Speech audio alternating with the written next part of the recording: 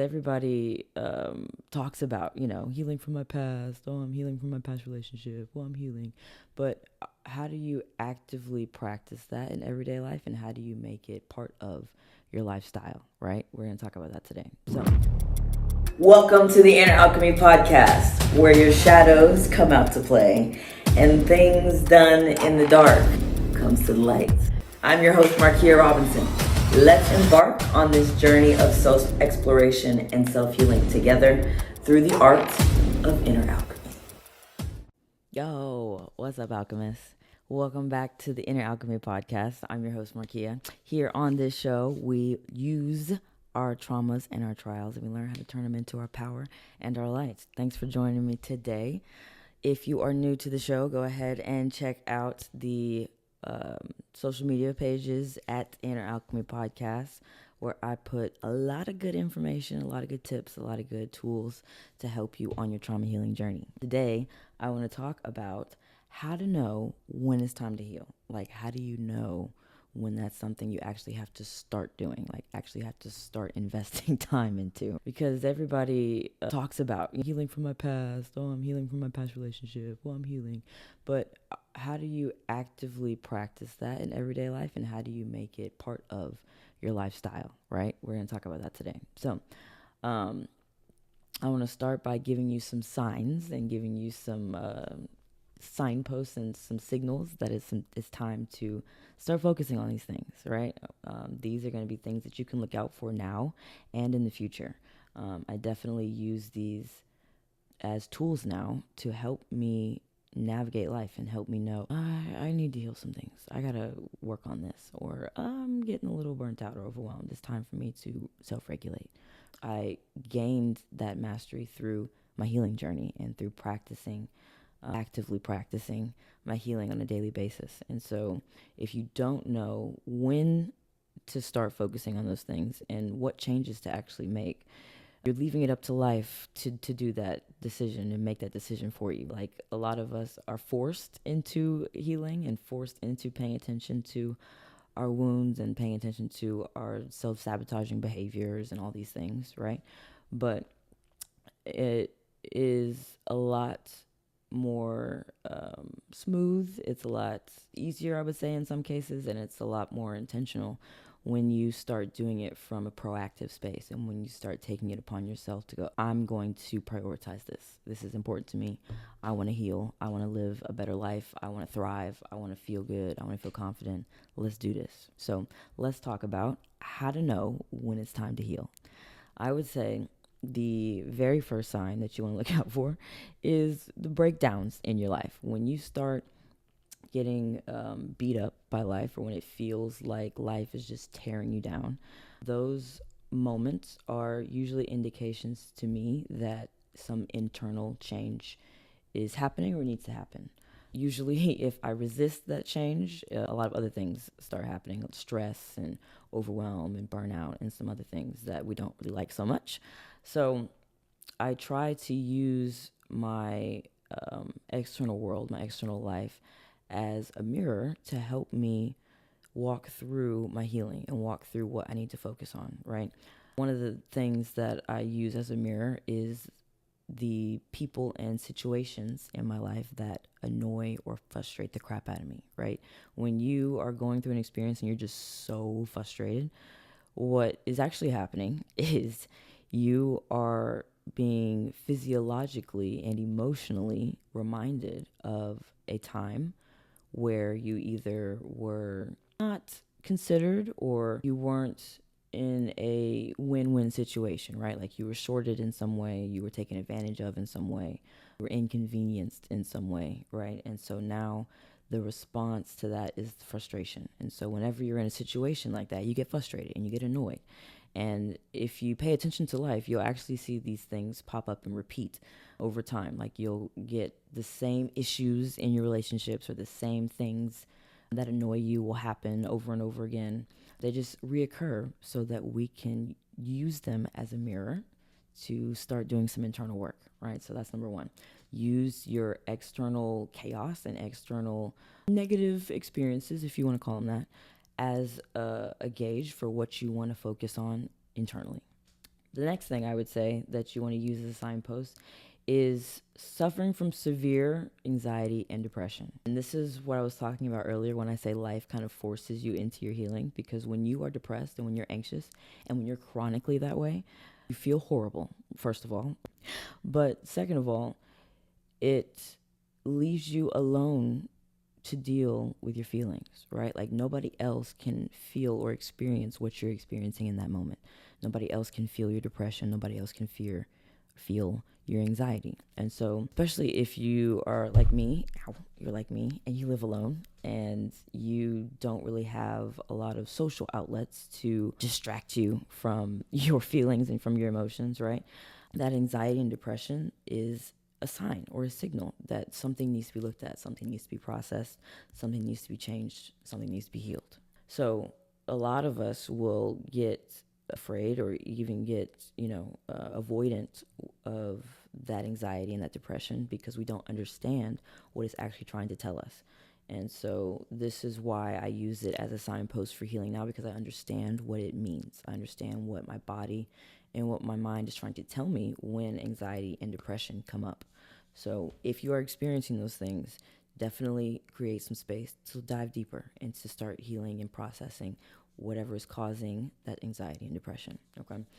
The third thing I'm going to bring up on this list is going to be how satisfying and close and connected your relationships are. We as humans are social creatures, so we need connective relationships. You can be independent, you can be introverted, you can be all those things. I am all those things.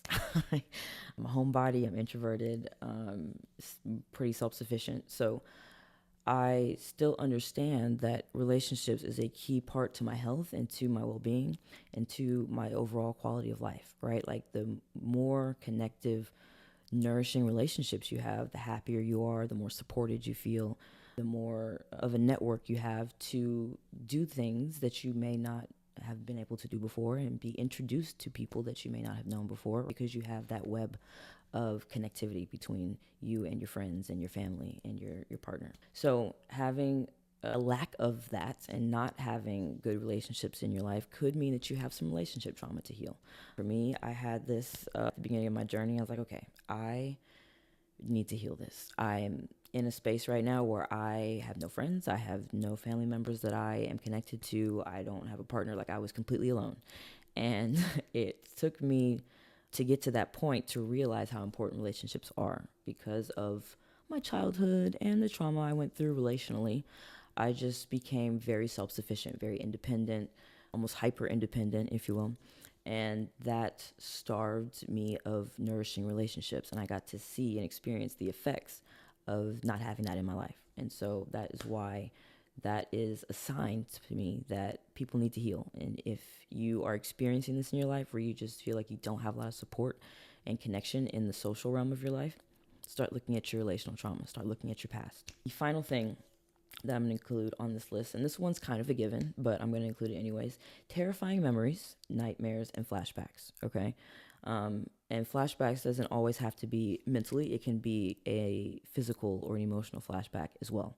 As a fitness coach, I definitely experience this a lot with my clients and my trauma-informed fitness program. So if you are constantly having traumatic memories come up, negative memories come up, if you're constantly waking up in the middle of the night from nightmares, or it's actually even hard for you to go to sleep because your mind won't calm down and silence itself so that you can rest, right? Those are all indications that you need to do some healing. Those are all indications that you have something that is trying to come up for you to notice and for you to process that you keep shoving down and pushing away, right? So it's important to notice when those memories keep popping up, even though it's uncomfortable, even though having a nightmare is not the funnest thing. I have the most vivid dreams, and whenever I have nightmares, I'm just like almost traumatized afterwards. So when those things come up, I view them as signposts and alarms that I need to do some healing in that area. I need to dive deeper into whatever aspect it is that I need to focus on. So now that we know what signs to use to help us navigate when we need to start focusing on healing, let's start talking about how to do that. right? How the freak do you take steps practically to start healing? Because in a world where, things like money and things like family and other things matter, you can't just drop your whole life and start healing, right? So when it comes to creating a healing based lifestyle, as I like to call it, the first thing you want to prioritize is creating space. Okay. You need to create space in your day physically, like create time in your schedule for you to do some healing work. Okay. There are actual habits that you can do to progress your healing. Okay. This is not just some passive process. Okay. You can be an active participant in your healing. So create space in your day, even if it's just 20 minutes, even if it's just an hour, it doesn't matter. Find the amount of time that you can start with. Of course, you can build on that as you go, but creating space is the very first thing you want to do. Once you've created that space, the second thing I want you to do is slow down. A lot of us are living life at a very fast rate. We wake up, we go to work, we come home, we cook dinner, because you're in a routine, man. You're going pretty much all day, and we're either on autopilot or we're in fight or flight for most of the day, right? And so if you don't take time to consciously slow down and be more intentional about how you move through your day, it's going to be hard for you to actually use that space that you created for healing. So slow down and start being more intentional with how you spend your time, how you invest your energy, what you focus on. Like coming home after work and spending 3 hours watching Netflix isn't really conducive to your healing, right? Now, of course, everybody watches TV. I watch TV. You watch TV. Everybody does it. But setting boundaries with yourself and going, okay, instead of watching Netflix for 3 hours tonight, I'm only going to watch it for an hour. I'm only going to watch it for 30 minutes, right? And I'm going to use the rest of that time to actually focus on myself and give myself some love and start doing some healing. So that is how you kind of slow down a little bit and go, these are the moments or the times in my day that I can set boundaries around. This is where I can make adjustments. And once you make those adjustments, you then create more space for you to do that healing work. Now, the stage has been set. The space has been made. Next thing you want to do is start practicing habits. Healing habits, as I like to call them. So when it comes to healing, you got to understand that healing happens on a multidimensional basis. It happens in your mind, it happens in your heart and your emotions, and then it happens in your body on a physical basis. So when you're doing healing habits, you need actions that tie into each of those realms of your life and of your health. So for me personally, that looks like spending time to meditate and sit in silence. And meditation in the conventional sense, like in the sense that's glamorized, is very boring looking. Like you just sit there and you go, you sit there with your eyes closed, but I don't do that. My brain is way too active for that shit. So what I do is I will sit in a room, turn the light off. It'll be, dark and quiet. And I will literally just exist and just be for about 10, 15 minutes. And what I've noticed happens when I do that is my focal point of awareness kind of expands, and I go from just focusing on my thoughts and just focusing on what's right in front of me to expanding and being able to hear the birds in the forest behind my house, and being able to hear the cars go by on the highway over there. Like I can perceive and take in more of my space because I have relaxed and decompressed a little bit. So that's kind of how I meditate. And once I'm in that decompressed, expanded state, I can then start bringing things up, like a question or a memory or a nightmare or whatever it is that I want to focus on. And then as I focus on that question or that focus on that thing, I observe the thoughts and the feelings that come up as a result of focusing on that. And that allows me to start unwinding and unraveling the thoughts and the emotions that are tied into the wound that I'm healing. So like, let's say, for example, I got triggered at the grocery store. This actually is a true story. I got triggered at the grocery store, walking down the aisle. It was in May, so it was around Mother's Day. And for those of you who know me, my mom passed away in 2019 from breast cancer. So I am still healing from that. I feel like grief is a continuous process that you kind of do through the rest of your life. But for right now, just understand that it's only been a few years. It's only been a short amount of time since she passed. Mother's Day is pretty sensitive time for me. So I'm minding my business, going down the shopping aisle, and I see these cards and like, little teddy bears and little balloons and stuff for Mother's Day. And at the time, and I didn't notice it at the time, but at the time I was in a rush because I had coaching to do. I had coach a boot camp and I had to go grocery shop right before. So I was in a rush and I didn't take the time to stop and process what just happened, right? What feelings came up, what thoughts came up as a result of me seeing that, right? I just moved on and tried to go on about my day and grocery shop. But what actually happened later that night when I went into my little meditation space was I just broke down and started crying. And I had to actually sit there for a second and meditate to understand that those feelings and those emotions were coming up from what happened 4 hours ago. I just didn't have the time to process what my body had brought up when I was meditating. So creating that space allowed my body to bring things up and go, okay, yeah, you didn't get to look at this earlier today, so we're going to look at it now. So you can intentionally bring things into this space as you meditate, but you can also just allow your body to do that work for you. So that's what I do for the mental part of my healing, but this is also intertwined with your physical and emotional as well. So even as I touch on these other two realms, understand that all of these are linked. As you work on your physical healing habits, your physical will be affected. And as you work on your physical healing habits, your mental and emotional will be affected as well. So going into the emotional part of my healing lifestyle or my healing routine, I practice doing things that are emotionally challenging for me.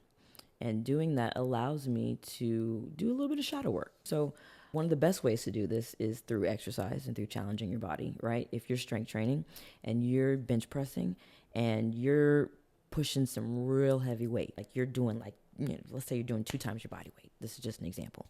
But you're doing some heavy shit and you get to a point where your muscles are starting to give out and you're feeling the burn in your tissues and you can't breathe and all that other stuff starts happening. Now you start getting a mental and emotional response to this physical stimulus, right? You start getting thoughts like, oh my God, I can't fucking do this. Oh, I'm so tired. Oh, I just want to give up. Okay, this is my last rep. This is my last one. I can't do this, right? You start getting emotional distress from this as well. But when you're in a moment like that, you have 2 options. You can, listen to your thoughts and give up or make that your last rep or whatever, or you can build your emotional muscles and use your confidence, use your will, your self-empowerment to push through the rest of that set, right? And so I use exercise to help me build the parts of my emotional system, my emotional self, that will help me get through life, that will help me be more emotionally resilient, that will help me be more capable of handling stress or, challenge or chaos, because life can be chaotic sometimes, right? So doing something that's emotionally challenging is how I create space to heal emotionally, okay? Another example of this is putting myself in uncomfortable social situations, okay? For example, when my girlfriend asked to go out with her friends. I don't personally know these people, right? So it's not like I'm going to be sitting there just chopping it up with people that I know. But I also struggle, like I told you earlier, with relational trauma. So my social life wasn't really something I've focused on for a long time. So being in social settings is kind of hard for me. It's a little hard. And so putting myself intentionally in those situations allows me to build those emotional muscles and go, okay, I'm going to be brave. I'm going to be courageous. I'm going to speak. I'm going to say something. I'm going to interact. I'm not going to be too concerned about how I'm being perceived by other people. Do I look weird? Do they like me? Do they not like I'm not going to be worried about that. I'm just going to be myself. I'm just going to be present and I'm just going to interact. And practicing that challenges me emotionally. It also brings up things like fears and insecurities that I can look at to help me heal and go, okay, I was not aware that I was self-conscious about, my body when I'm out in public and when I'm with people. That's definitely something I need to look at. Or I didn't know that I was self-conscious about what I'm saying when I'm talking to people. True story.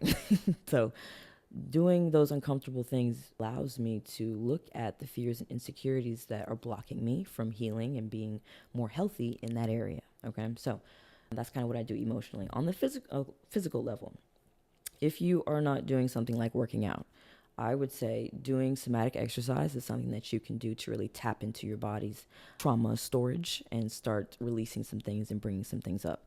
Now, when you are doing trauma healing from a physical space, understand that your mind is probably not going to understand what's going on. For example, I had a client who was doing some somatic exercises and she started literally just bawling, just started crying in the middle of her workout.